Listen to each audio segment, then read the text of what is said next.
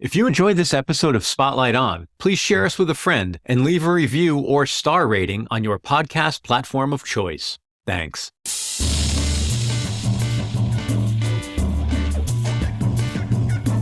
Hello and welcome to Spotlight On, the podcast featuring musicians, writers, innovators, and ideas shaping media, entertainment, and culture. I'm your host, Lawrence Purrier. Today, the spotlight shines on author Christoph Dallach, joining me to talk about his new book, Neu Klang, The Definitive History of Krautrock. Christoph has spent years tracking down the pioneers who spent the late 1960s in West Germany's basements and practice rooms, creating sounds unlike anything else in rock and roll. Through conversations with members of bands like Can, Kraftwerk, and Tangerine Dream, Christoph uncovers how these artists shaped a distinctly German sound in the shadow of World War II. It's a story of cultural rebirth told by the musicians who lived it. A veteran music journalist who's interviewed everyone from Bob Dylan to Taylor Swift, Christoph brings fresh insight to this pivotal moment in music history. And now, Christoph Dallach.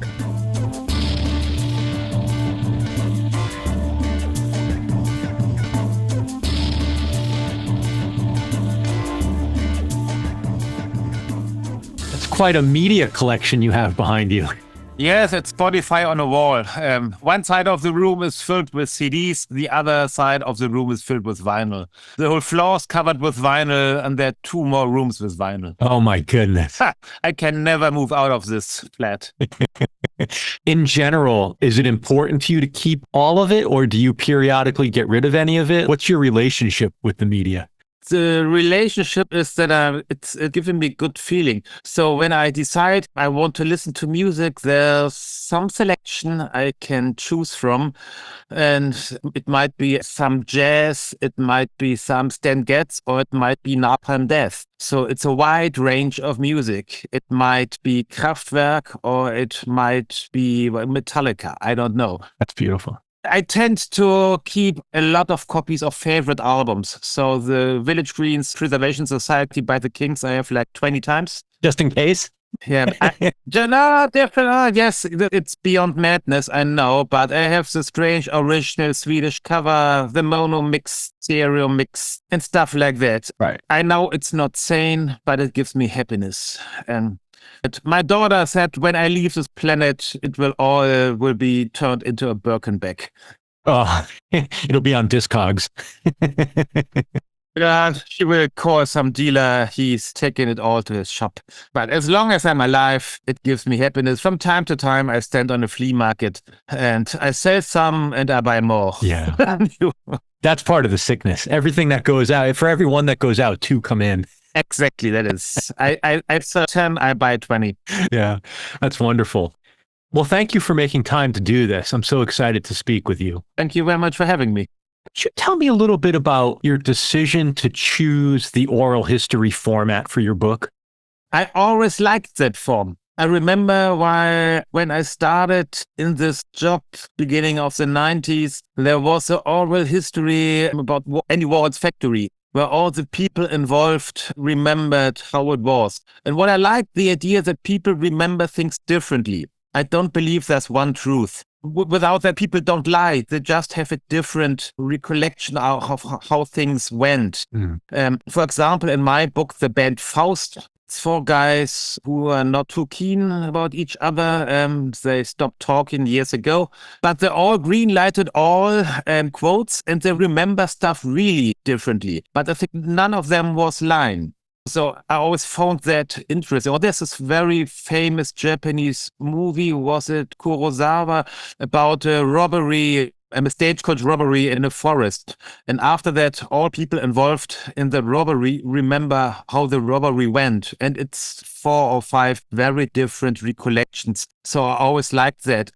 What I like too is I'm doing a lot of interviews in my job. Since I started this job like beginning of 90s, I do it more than 30 years now and did a lot of interviews in my life. And I like that form. Or never like that much if someone tells me how he sees it. I always to get people to tell me how they did it, when I know the quote is right. A lot of quotes I found in the internet while preparing for interviews are false, which I always find interesting. So I never get why people have fun in making up quotes. And the quotes in my book, to keep with that example, all the people involved in this book, they saw the quotes. So everybody saw how I quote them. On one hand, it's great because everything is green lighted. On the other hand, some beautiful quotes went out because people said, yes, I said that, but I don't want to see that in print. Interesting.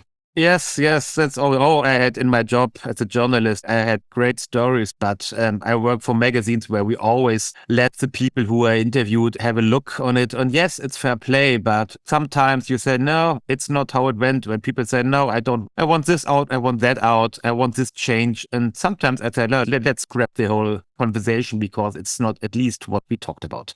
So in a situation like that where an interview subject has second thoughts about what they told you, leaving aside specific examples, is it generally things like remarks they made about other people or just impolitic type things? Like what would be the type of thing that someone would not want to see?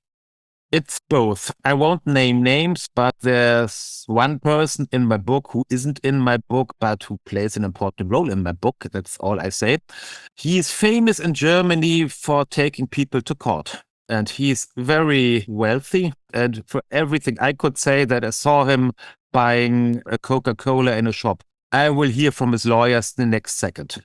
And so every time this guy was mentioned, I think he's mentioned still a lot, but a few times in my book, but 80% of the quotes about him are out. And because people just said, yeah, it's true, but we don't want to fight. Wow. Few chapter of my books from the 70s where we had the Rote Armee Fraktion and the terrorists in Germany, which was a big thing in the 70s.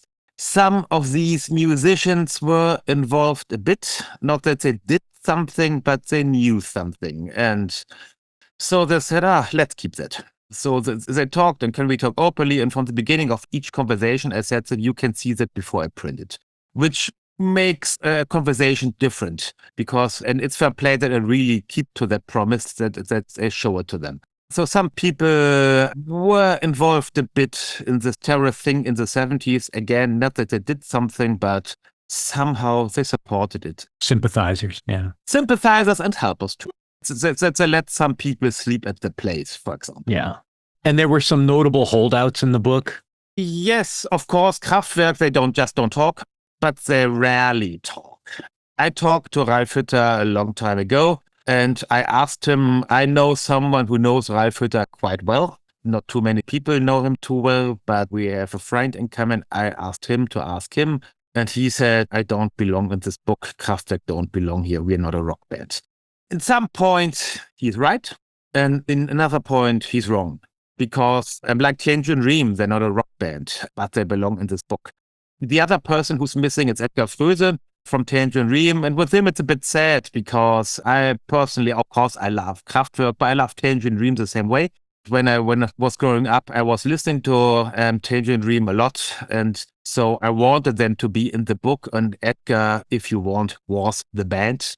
He was the main character in Tangerine Dream. And he said yes. And then we had a date. But that for some reasons it didn't work out. I had to cancel on short notice, and we said, okay, we find another date. And before we had the other date, he left this planet. And I was really sad about this. Because I think he leaves a gap. But otherwise, through the magic of Discogs, I checked a bit the names of people who worked with Tangerine Dream, and I found Steve Schroeder, whose stories I loved a lot. What he says about early Tangerine Dream was beautiful. And I have Peter Baumann. And the most important artistically, in my little opinion, Tangerine Dream version was the Peter Baumann, Christopher Franke, and of course, Edgar Fröse, the Virgin years, as people call it. Mm-hmm. And like the era from 72 to 76, when they were with Virgin. And I have Peter Baumann in the book, which I'm really, really happy about. Mm-hmm. But otherwise, I have to say, I have everybody who I wanted. To stay with Tangerine Dream and Kraftwerk for just a moment, what do you make of the continuation of Tangerine Dream? As a fan, is that okay with you? Do you have strong opinion? Are you willing to share an opinion? I have a strong opinion. It's a bit complicated. I wrote about that in Germany for Der Spiegel when that started. And in all honesty, for me, it's a mistake. Of course. Yes, I get the idea that his widow, she said Edgar gave his blessings to a couple of other young people to continue with Tangerine Dream, which somehow is okay. But on the other hand, it's very strange because now you have three people who really, I don't see the connection with Edgar. And I went to a show last year in Hamburg, and yes, it was good. They tried to reproduce the Virgin Years, which I like a lot, and they did it in a good way. They played a long show. It was very interesting. And the whole time I thought somehow for me, just for me, it's wrong. And they should change the name. Yeah. And Christopher Franke and Peter Baumann are still alive, who were very important for Tangerine Dream. One of them should be part of this, I think, to make sense. And this is like Paul McCartney would say to a couple of young boys, you could be the Beatles. When I'm gone, you be the Beatles. You have my blessings. They're not the Beatles. And these guys, for me, with all respect, with all due respect, are not Tangerine Dream. They should change the name. Tangerine Dream 2. Tangerine Dream Chapter 3, 2, I don't know, the other version. And what they do is good, it's interesting, but it's not Tangerine Dream. It's an interesting topic that I come back to often in other contexts because, as especially the sort of classic rock generation of people leave us, it's interesting to ponder the fact that it's very possible that music, big portions of it at least, yes, are at risk of disappearing if it's not kept alive in a performance context. And who should be performing that music live? Is it a tribute band? Is it something sanctioned with sort of proper arrangements? Is it a review? If you think about other genres of music, there's a canon, there's a tradition of performing music from the past as well as new works. And it's going to be very interesting to see over the next 10 to 30 years how the classic rock era is treated and what music, when we look back 20 or 30 years from now, still stands up because it's been kept alive. Yeah, but to which price the legacy is kept alive? I think you should accept when a story is over. For an example, Queen. I grew up being a Queen fan when I was young, but I thought, there's no second Freddie. The new singer, he does a great job, but it's not Queen. He's not Freddie Mercury. I left that show after 20 minutes. Brian May is fantastic on guitar, and it had really beautiful moments, but it's not Queen. It's something else. Imagine seeing Blondie without Debbie Harry. She's still alive. It's great. But if she would leave this planet, they should stop. And stuff like that. I think you should accept when the story is over. Like another favorite band of my early years were the Stranglers, punk band from Britain. And the only remaining original member is Jean-Jacques Bernal, the bass player. And for them, somehow it worked. Jean-Jacques Bernal left with his early 90s, something like that. They're still going. And I saw some great shows. It's always packed. Yeah. This may be the exception from the rule for me. Maybe because their singer wasn't so charismatic. Hugh Conwell was a great singer. No disrespect to him. But the other singers were great too. But in some cases, it's just not working. So a lot of times, I think people should accept when the story is over. Yeah. If someone needs the money, I can understand that they just do it for the money. But if they don't need the money, yes, stop the story. Do you think Kraftwerk will continue after Ralph? That's a very good question. I really don't know. I know that, for example, Gene Simmons once told me that he can imagine Kiss going on as holograph, something like that, which could be interesting. Gene Simmons, for me, is a genius, really, because the idea to appear as masked comic characters gives you every freedom you want to have. Kraftwerk is a bit the same.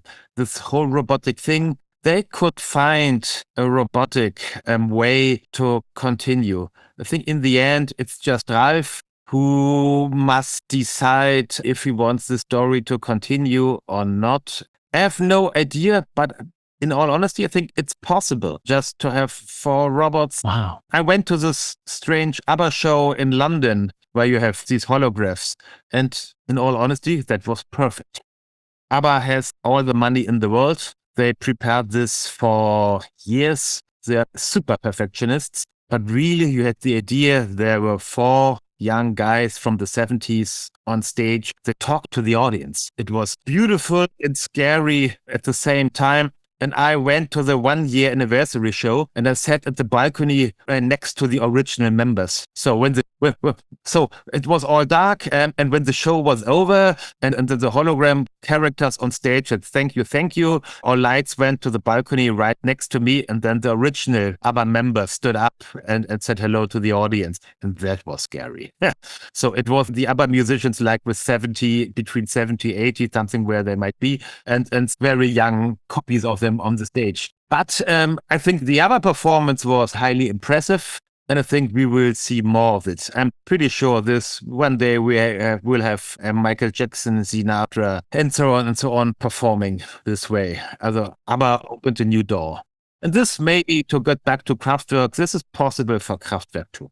Yeah, it's interesting because to Ralph's point about we're not rock, and so many of the artists talk about that in your book, especially in that beginning chapter where they're sort of, I love how you open the book just addressing the word kraut, because it's so clear to me as an American and to the British commentators in the book, they're much less comfortable with the kraut part of krautrock than the German commentators are. The Germans object much more to rock. Yeah, that's true. And most of them are right. They just say we're not a rock band, which in 90% is true. For example, you might call Can a rock band. Somehow they are. But in the end, what are Can are unique. But Tangerine Dream, they're not a rock band. Popol Vuh, they're not a rock band. Kraftwerk, they're not a rock band, and so on and so on and so on. And Brian Eno says in my book, kraut is he says he hates the term because he said it comes from the war. It was a disrespectful British term for Germans. So the British are more critical about it than the Germans now, who see it as a joke. Yeah. But Eno was very strict about it. And a few more British commentators said they don't like the term kraut. Daniel Miller, I think if I remembered right, says he still hates it to this day, who publishes all the Can records to this day. But it's like Nigel House, who runs the rough trade shops. Nigel says it's nonsense because there's bands like Tangerine Dream and Can have nothing in common besides being German. But to put them in one section in your record shop helps to sell these records. So if you go to Rough Trade and you're looking for classic Tangerine Dream, Amon, Faust, or whatever record, Neu, you go to the Krautrock section and you find it. And this is just a straight good answer. Yeah. In a strange way, having that non-specific general term, I think aids the music and the bands and the listener, right? I guess to the point about Rough Trade, it's if you go to that section and you close your eyes and pull out a few random records and take them home, you're going to have an amazing experience. And it's not going to be like they're variations on the same style of music. You're going to have a wonderful musical experience that you might not otherwise have if they were broken down into more specific, you might not walk over to the experimental rock section or the electronic avant-garde section or whatever it is. Yes. But having them all filed that way, it just gives them a framing. Yeah, it gives them a framing and helps, but you must always be aware, I think, that some of the stuff, and I won't name names again, is complicated listening stuff, and you must be prepared for it. So, like, it's easy in some way to listen to Tangerine Dream. Yeah. But listening to early Cluster, it's complicated if you're not prepared. Which doesn't make Cluster a bad record. It's very interesting music. But you must be prepared for what you get.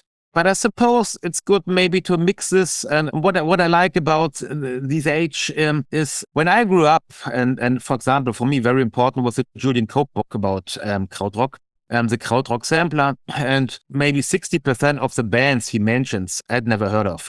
But back then, there was not a chance to get these records. So he was writing about it. He was writing about it beautiful. And I would have loved to listen to it. But back then, finding a Popol Vuh record, impossible. Finding a Cluster record, impossible. Even in Germany. even in Germany, nowhere. Absolutely nowhere. You found Kraftwerk, of course, Tangerine Dream, yes. If you were lucky, you found Neu on a flea market. But most of it you couldn't get. And these days, you have, if you like it or not, you have Spotify, you have YouTube, and you just Google Cluster or Harmonia, and you can listen to it the next second. And even the very rare records like Zweistein, Susan Doucet, which is very rare still to this day, very rare record. You could listen to it. If I read about it or see her mentioned in my book, for example, you Google it and a minute later, 2 clicks away, you can listen to that album. And if you decide that you like it, you can buy it. You can pay a lot for the original or you buy a new edition. But I think this helps these musicians that the music is, just the music is available. And if you like it, you can go to the Krautrock section at Rough Trade or somewhere else and get these records. Most of them are available now. Some of the bands are still touring. I just saw that Guru Guru, for example, are playing in Hamburg next week, which is fantastic. And so it helps these musicians too, because it helps them to be discovered by a very young generation. I appreciate you saying it that way because at different points in time, I've romanticized that time of growing up and getting into music. And, you mentioned Gene Simmons. I think about Kiss when I was a kid or when I was a teenager, some of the prog bands like Renaissance, bands that nobody really, like, to come across a picture of Kiss when I was a kid, for how big they were, there was still very much a mystique about them. And it was very, very beautiful. Yeah. And it's easy to romanticize that. But there's also something very beautiful about the fact that I can find this obscure music now, not only find the music, but probably find a page of search results of people who have written essays and combed the whole discography and created a listening guide. Which is beautiful. I appreciate so much that the music's available, that I'm willing to lose some of the feeling of ownership and the mystique because I just need more music.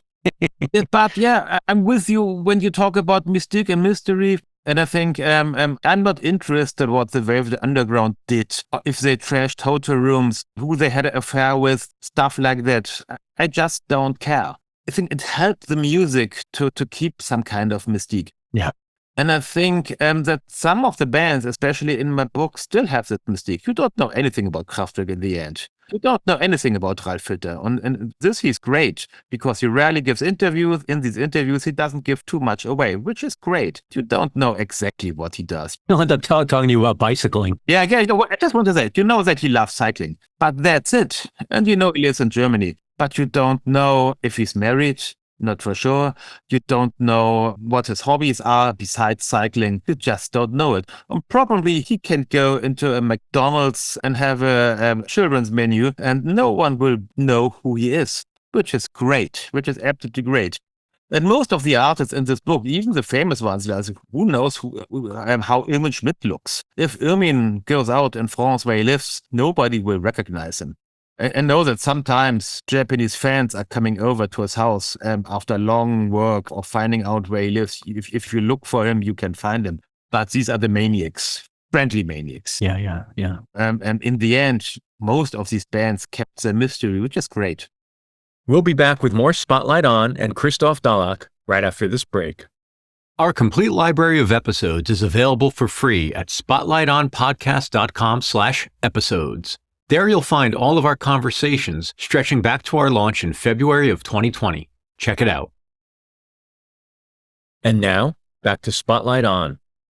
So I want to talk a little bit about the cultural context to the music. I realize we could probably spend hours just on that topic, but a couple of the very broad themes that emerge when talking to the artists and the people of the original generation of this music. Yeah. It's this notion of either transcending or reconciling or escaping the past. That's and the past being the World War II era, reconciling what their parents' generation may or not have been involved with or sympathetic towards or in opposition to. Yeah. So there's sort of the socio-political aspect. There's also the sort of post-war culture of Schlager music being the only thing left. It was mainly Schlager and it was jazz.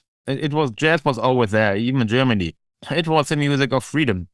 Jazz was forbidden in the World War under the Nazis. There were tough kids who just played jazz, listened to jazz, and you went to jail for listening to jazz. And it's unbelievable, but it's true. Yeah. So jazz meant freedom.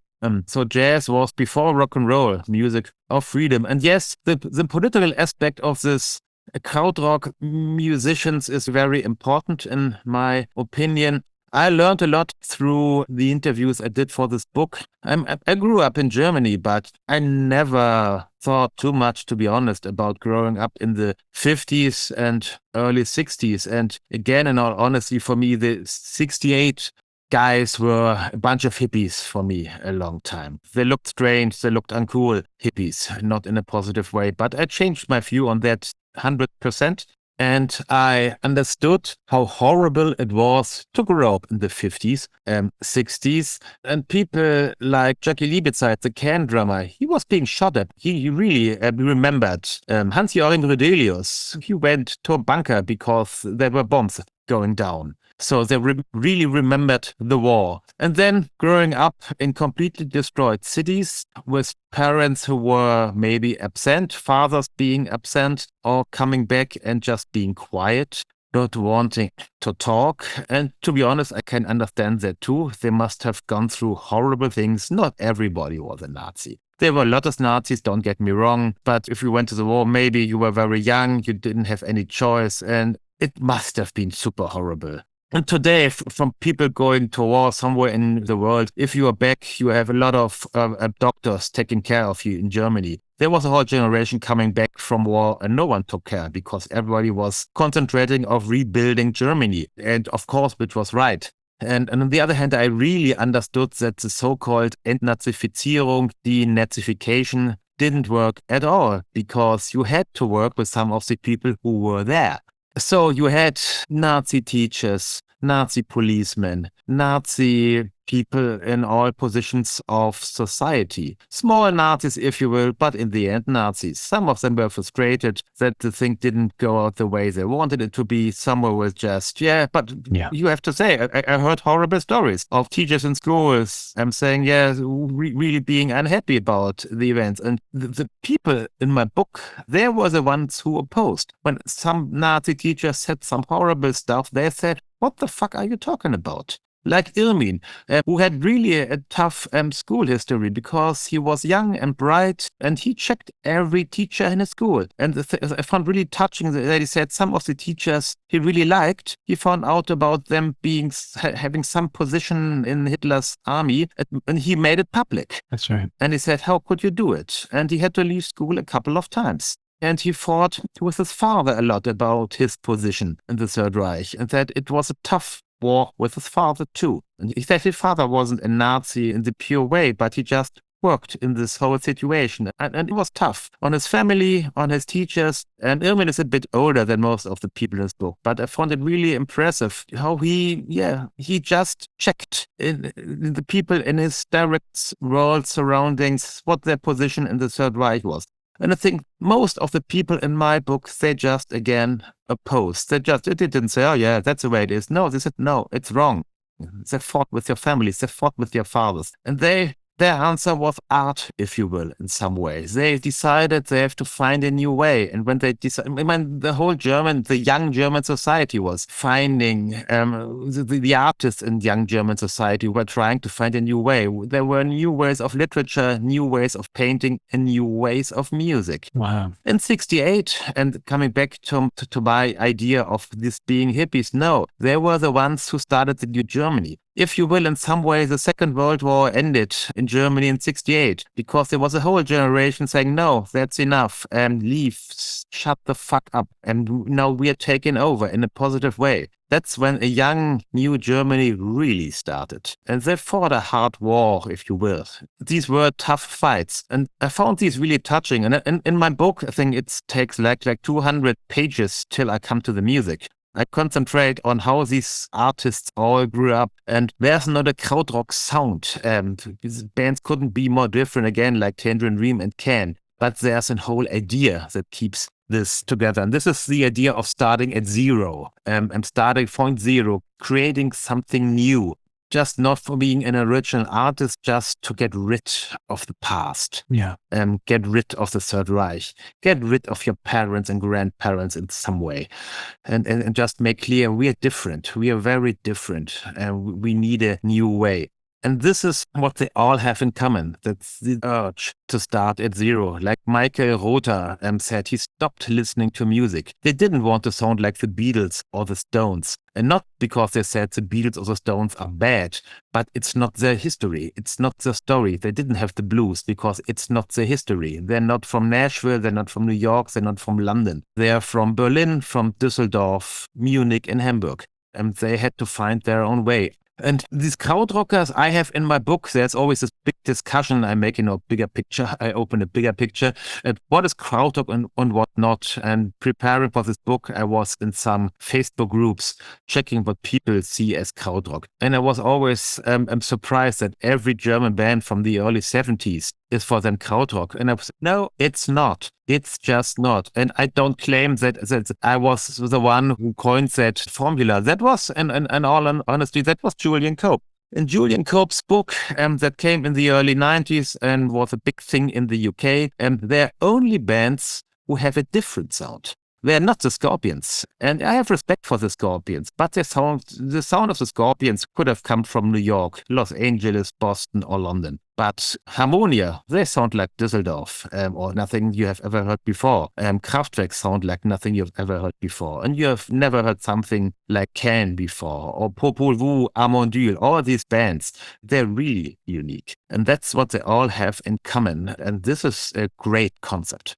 Yeah, that's actually a really helpful and beautiful articulation of the boundary or the setting for what one can refer to as krautrock, because it is not about being a German-born musician of a certain age. Yeah. It's about something uniquely German in your work and in your art. And your point about the Scorpions, I think, is a great example. There's nothing wrong with the Scorpions, but they could have been a British metal band of that era. Yeah. Yeah, that's a really helpful framing.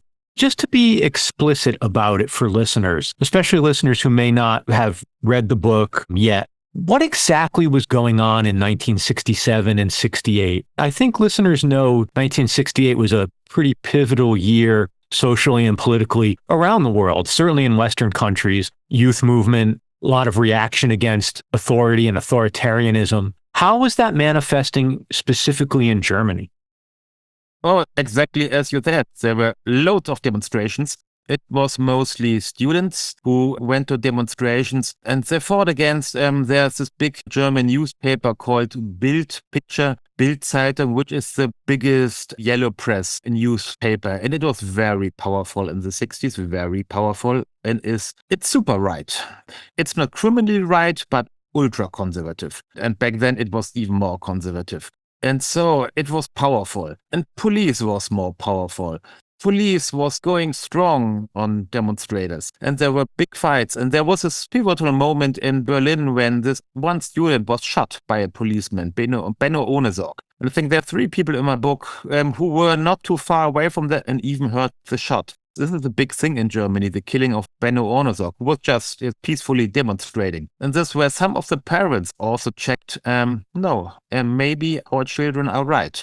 Because the state was, was a bit helpless when even in Munich, ultra conservative to this day, but back then even stronger. In Munich, they started demonstrating. The students started. There were fights from students with policemen on the street, and there was just this feeling of we want a different society. They just only said it in the universities. They went out and they asked the state for a fight, if you will. And they fought for 2 years. They fought intensively. And in the end, Germany was changed. Really, it was a changed country. And a lot of stuff came from it. The Green Party, which later started, stuff like that, they all came from which is now here in the highest position in Germany.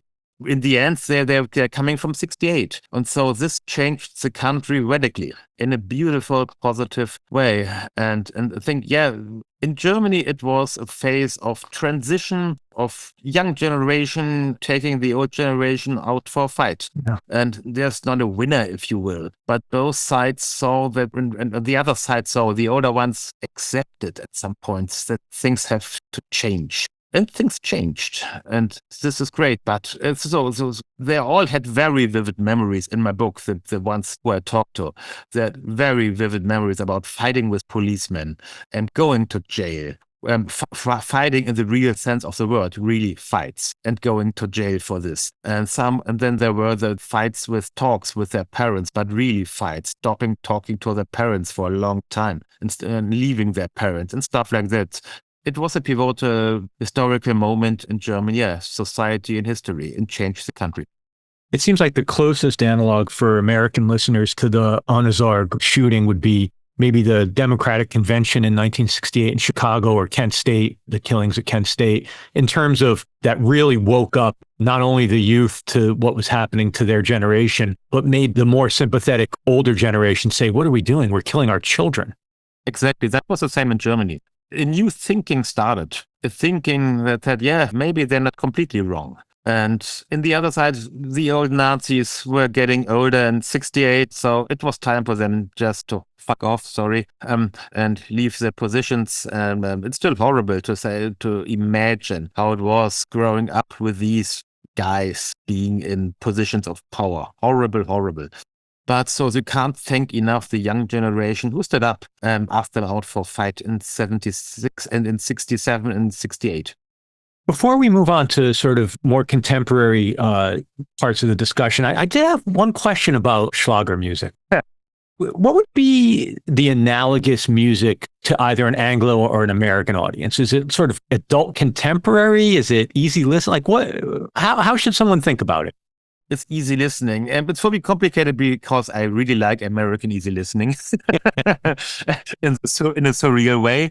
It's even more cheesy. But it's a mixture of the Carpenters and Ray Conniff, if you will, but done in a really uncool way. But it was just pretending everything is great after the war. Let's go to the sun. Let's go to Italy. Let's fall in love. And it was everywhere. Just people didn't want to be reminded of the ugly past, which wasn't too long ago back then. Being in a destroyed country, you listen to music that told you everything is great.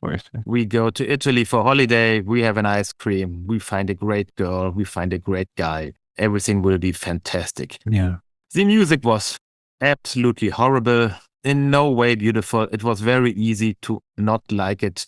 Right now, there are a lot of interesting people who find Schlager somehow cool. I don't get it, but there are some people who might oppose to me now from Germany, say, no, Schlagers are great. Maybe. I mean, there's some funny things. There's a legendary German Schlager duo called Cindy and Bert.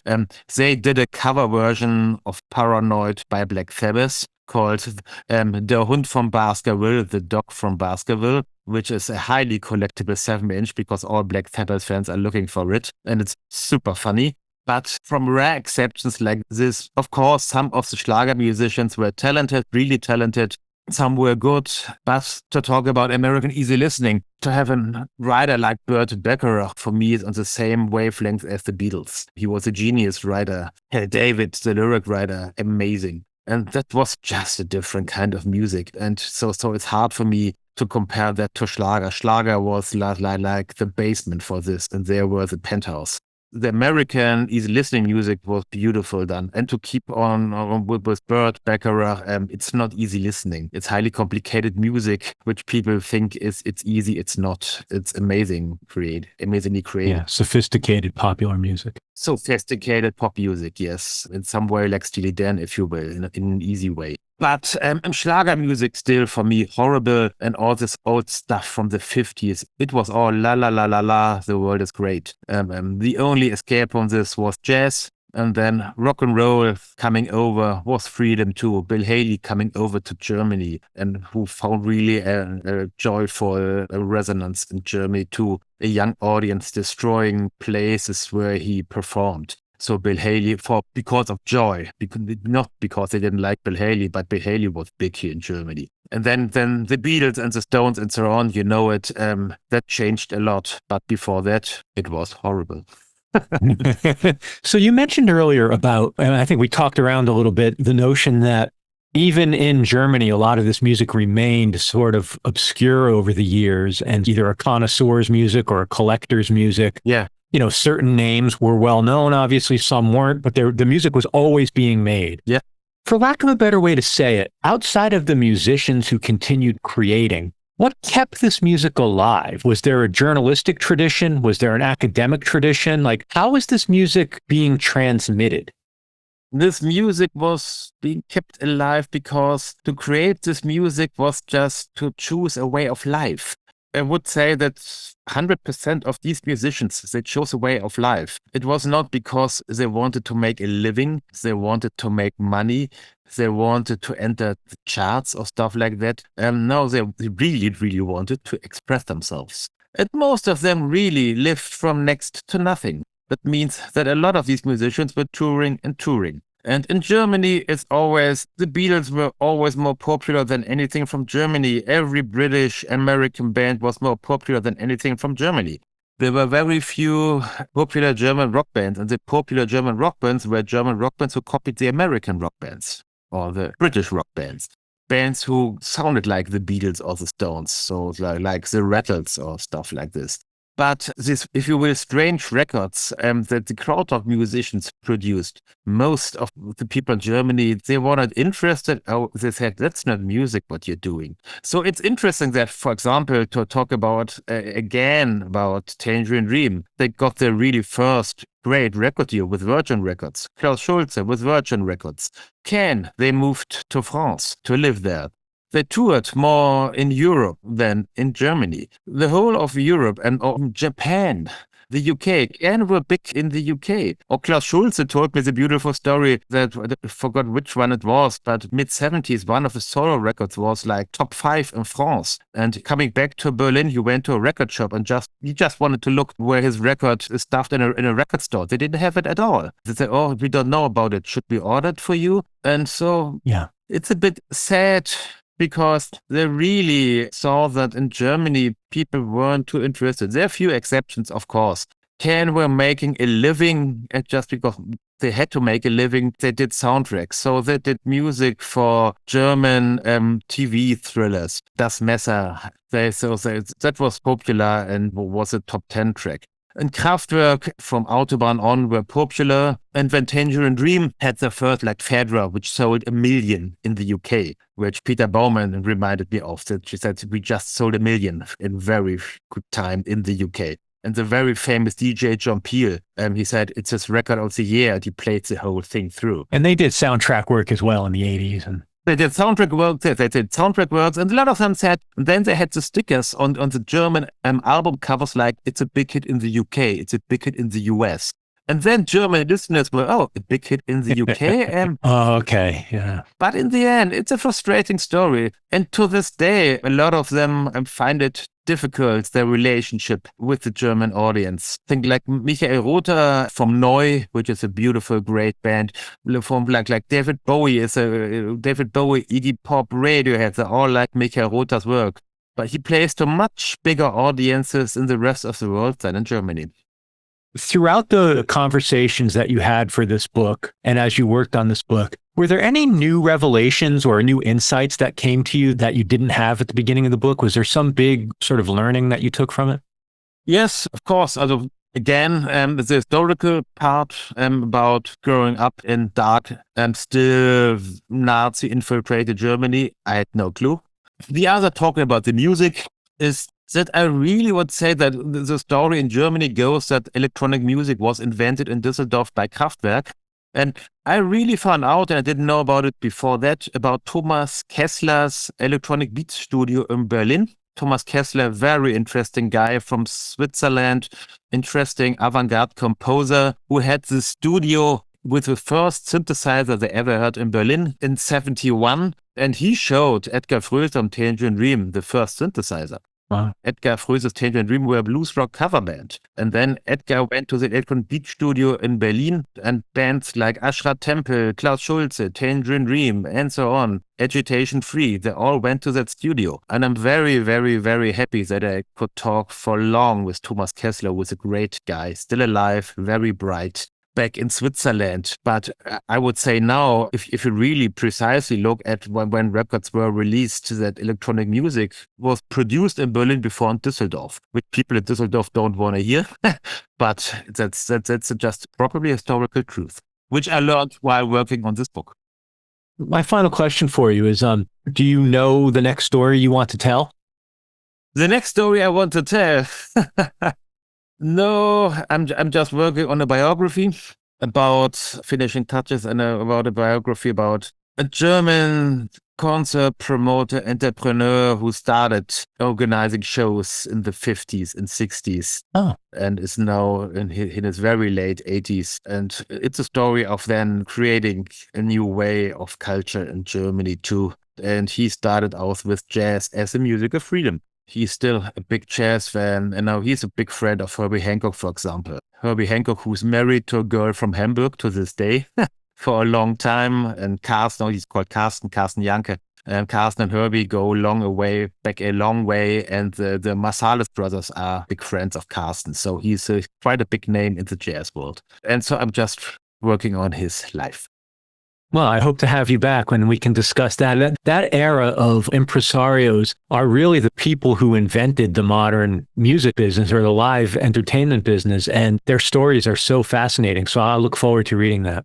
Thank you very much. Yeah, it's a character where you say these kind of characters, they're leaving this planet now too, because now everything you have is Live Nation, and it's just about the profits, and people like Carsten, or again, like the Krautrock people. It was more there. They created stuff they really wanted to create. Carsten was only making shows where you think, yeah, I like the kind of music. And Tangerine Dream were creating stuff where they didn't care at all if someone is listening. And all these bands, they didn't care at all if someone is listening. They just wanted to do it. And something like this, I think this is getting even more and more rare.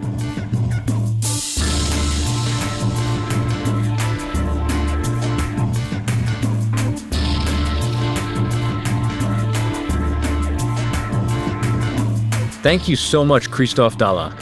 And as always, thank you for listening to Spotlight On. Spotlight On is executive produced and hosted by me, Lawrence Purrier. We're produced and marketed by Michael Donaldson. Editing and sound design is by Terry Grant. Our theme music, that's by Q Burn's Abstract Message. The most important member of our team is you. Thank you so much for supporting our work. Now please rate and review us wherever you listen to podcasts, and then visit us online at spotlightonpodcast.com. There you'll find our free episode archive, our online store, and a link to make a donation to support our work. Thanks for listening, be safe, and stay in touch.